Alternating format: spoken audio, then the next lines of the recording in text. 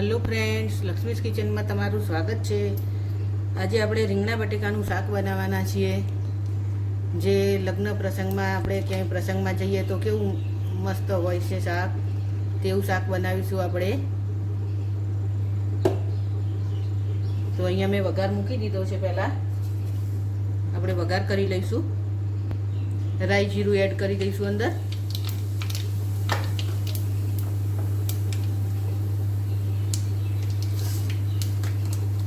एक लाल मरचू एड करीशू अंदर आपणे वघार माटे। एक तमालपत्र, एक आवुं बादिયું कहेवाय छे ते,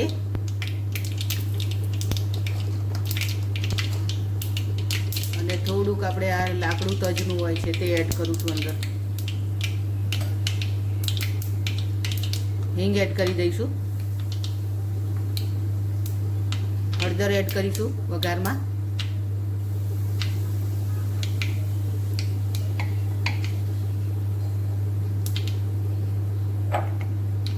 अहींया मैं आवो ग्रीन मसालो करीने राखेलो छे, जेमां मैं थोड़ी कोथमीर लीधी छे, एक लीलू मरचुं लीधुं छे, आदू लसण आखा धाणा 2 चमची, आखुं जीरुं 2 चमची अने थोड़ुंक मीठुं नाखी अने वाटी लीधुं छे। आवी रीते एकदम झीणुं नहीं वाटवानुं, आपणे आवुं राखीशुं। ए एड करी दईशुं, बराबर मिक्स करीशुं। पछी सौथी पहेला आपणे अंदर एकला बटेका ज एड करीशुं। રીંગણા जोड़े एड नहीं करीए, नहीं तो રીંગણા एकदम सॉफ्ट थी जाए छे, तो ये पहला आपणे एड नहीं करिए। एकला बटेका ज एड करीशुं, हलावीशुं बराबर।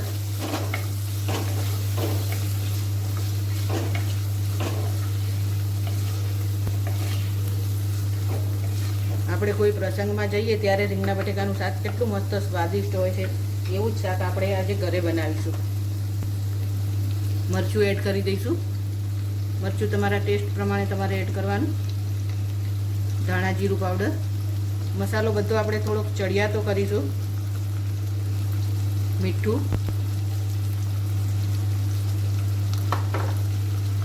हलावी लईशुं बधुं।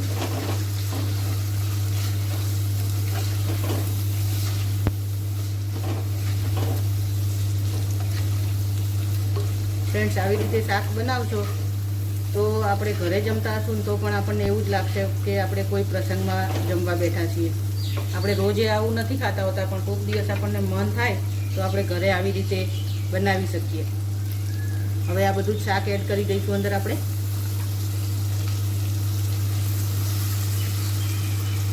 રીંગણાને હંમેશા સમારી અને પાણીમાં જ રહેવા દેવાના, જેથી કરીને કાળા ના પડી જાય।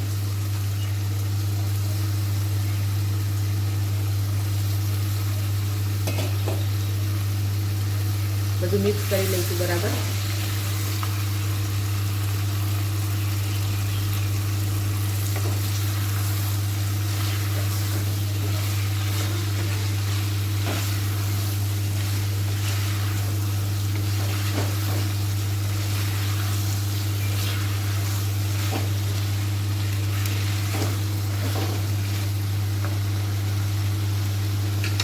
જ્યાં સુધી થોડુંક ચડી ના જાય ત્યાં સુધી આપણે પાણી એડ નહીં કરીએ। ધીમા ગેસ ઉપર એને રહેવા દઈશું, ચડવા દઈશું। અને એકદમ થોડુંક ચડી જાય બટેકાને બધું પછી જ પાણી એડ કરવાનું। પહેલાંથી પાણી એડ કરી દઈશું તો જલ્દીથી ચડશે નહીં આપણું શાક। હવે આપણે દાળ બનાવવાના છીએ। તો દાળ મેં અહીંયા બાફીને રાખેલી છે ફ્રેન્ડ। મેં અડધો કલાક પહેલાં દાળ પલાળી દીધી હતી, પછી બાફી લીધી છે। અંદર ટામેટું, એક મરચું નાખ્યું હતું અને સિંગદાણા।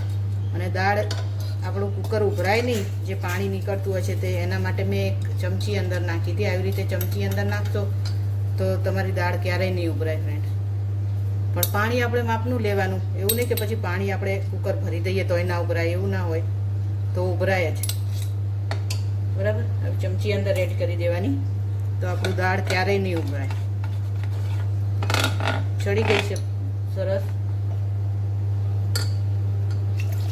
તો આપણે જેટલી જોઈતી હોય એટલું પાણી એડ કરી અને આપણે હવે એને ઉકળવા મૂકી દઈશું દાળને।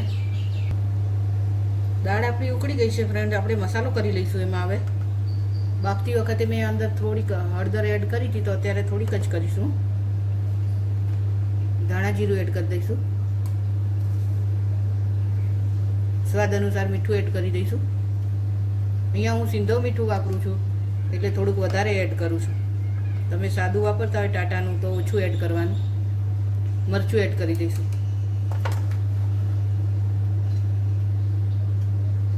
ઉકળવા દઈશું ફ્રેન્ડ્સ હવે એને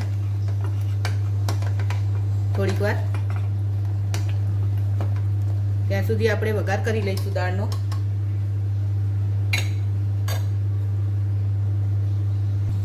વઘાર આપણો આવી ગયો છે ફ્રેન્ડ્સ. આપણે વઘાર કરી દઈશું દાળનો. હવે રાઈ જીરું અંદર એડ કરી દઈશું.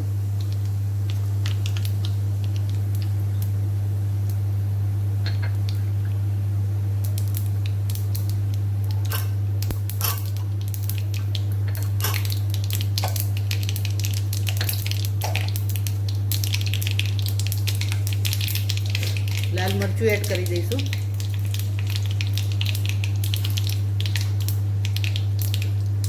આવું એક ચકરી એડ કરી દઈશું અંદર. એક તમાલપત્ર એડ કરીશું. લીલા મરચાં અને મીઠો લીમડો લીધો છે તે એડ કરી દઈશું.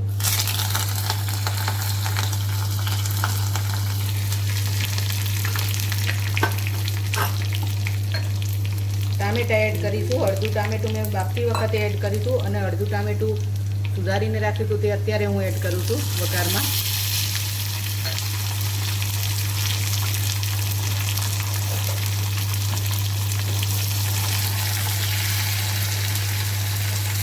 ટામેટું થોડુંક અંદર આપણે ચડવા દઈશું તેલમાં આવી રીતે.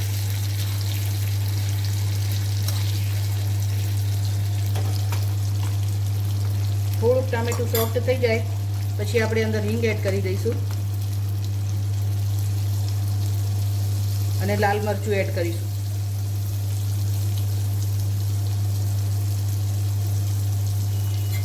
બરાબર મિક્સ કરી લઈશું બધું.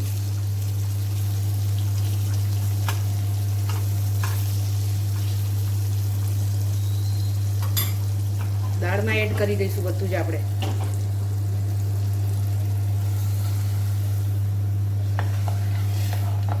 હલાવી લઈશું દાળ બરાબર.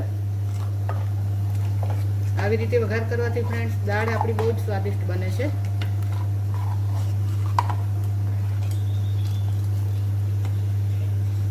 હવે દાળને ઉકળવા દઈશું થોડીક વાર આપણે. દાળ આપણી ઉકળી ગઈ છે ફ્રેન્ડ્સ. હવે તો એમાં આપણે આ આંબલીનું પાણી, મેં આંબલી પલાળીને રાખી હતી, ગરમ પાણીમાં આંબલી પલાળી દીધી હતી, તો 3-4 ચમચી જેટલું છે તો એડ કરી દઈશું આપણે. ગાળી અને લઈ લીધું છે મેં પાણી. ગોળ એડ કરીશું અંદર આપણે. એક ટુકડો આવડો ગોળનો એડ કરી દઉં છું. 5 મિનિટ હવે દાળને આપણે ઉકળવા દઈશું જેથી કરીને આંબલી અને ગોળ અંદરથી એકદમ ઓગળી જાય, સરસ દાળમાં ભળી જાય. અહીંયા દાળનો ટેસ્ટ તમારે તમારા સ્વાદ પ્રમાણે કરી લેવાનો. બાકી મસ્ત ખટ્ટી મીઠી એવી દાળ બનશે. આ જે આપણે લગ્નમાં જઈએ, કોઈ પ્રસંગમાં જઈએ ત્યારે દાળ હોય છે તેવી દાળ બનશે. આવી રીતે આંબલી અને ગોળ બનાવશો તો ફ્રેન્ડ. ઉકળવા દઈશું 5 મિનિટ એને. આપણી દાળ હવે ઉકળી ગઈ છે ફ્રેન્ડ. એકદમ સરસ જાડી દાળ થઈ ગઈ છે, જોઈ શકો છો ફ્રેન્ડ. અને બહુ જ સ્વાદિષ્ટ બની છે દાળ. તમે જરૂરથી આવી રીતે ટ્રાય કરજો ફ્રેન્ડ. કોથમીર એડ કરી દઈશું અંદર આપણે હવે.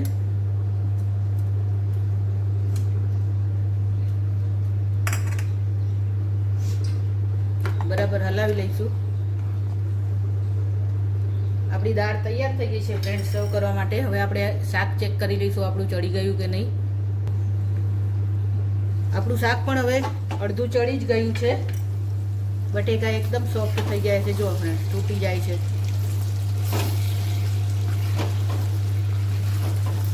હવે આપણે એમાં થોડુંક પાણી એડ કરીશું. થોડુંક લચકા પડતું શાક બનાવવાનું છે, તો એના માટે પહેલાં આપણે આ આંબલીનું પાણી હતું તે એડ કરી દઈશું અંદર.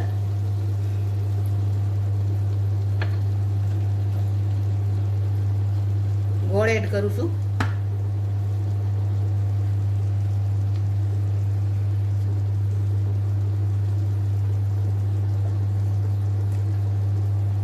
થોડુંક પાણી એડ કરીશું અંદર. એકદમ રસાવાળું નથી કરવાનું આપણે. ખાલી લચકા પડતું થાય એવું જ કરીશું.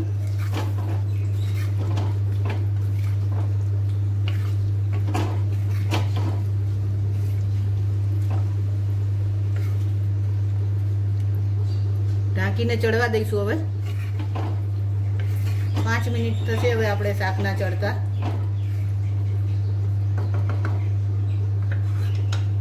પાંચ મિનિટ માટે થવા દઈશું. તો ફ્રેન્ડ્સ, આપણું શાક હવે તૈયાર છે. ચેક કરી દઈશું આપણે. જુઓ ફ્રેન્ડ, બટેકા એકદમ આખા છે. આવા મોટા મોટા રાખ્યા તમે. જ્યારે આપણે કોઈ પ્રસંગમાં જઈએ ત્યારે આવા મોટા મોટા બટેકાનું શાક હોય છે તેવું બનાવ્યું છે.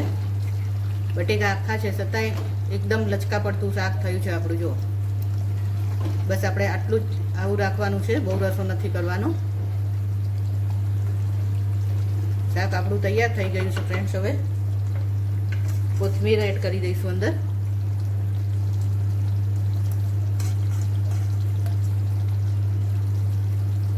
ગેસ બંધ કરી દઈશું. તો ફ્રેન્ડ્સ, લગ્ન પ્રસંગમાં ખવાય છે તેવા આપણા દાળ શાક તૈયાર છે હવે. તો તમને સારા લાગ્યા ફ્રેન્ડ્સ તો મારી ચેનલને લાઈક કરી દેજો. બસ હવે આપણે સર્વ કરી લઈશું.